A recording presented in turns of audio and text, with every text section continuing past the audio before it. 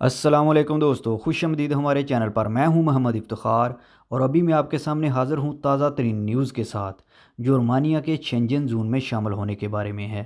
Netherland نے اعلان کیا کہ وہ بلغاریہ کے شینجن کے ساتھ الحاق سے متفق ہے۔ آسٹریا واحد یورپی یونین کا ملک ہے جو اب بھی رومانیہ اور بلغاریہ کے یورپی آزادانہ نقل و حرکت کے علاقے میں الحاق کی مخالفت کرتا ہے۔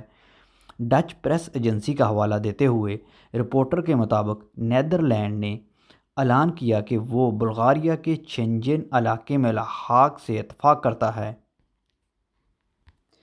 اس تنازع میں واحد ملک جسے اپنی پوزیشن تبدیل کرنی چاہیے اور رومانیہ اور بلغاریہ کے الحاق کو قبول کرنا چاہیے جو تکنیکی طور پر ضروری معیار پر پورا اترتے ہیں، وہ آسٹریا ہے۔ بلغاریہ کی حکومت کے سربراہ نے کہا کہ ہم نے اسے ممکن بنانے کے لیے ایک طویل سفر طے کیا ہے۔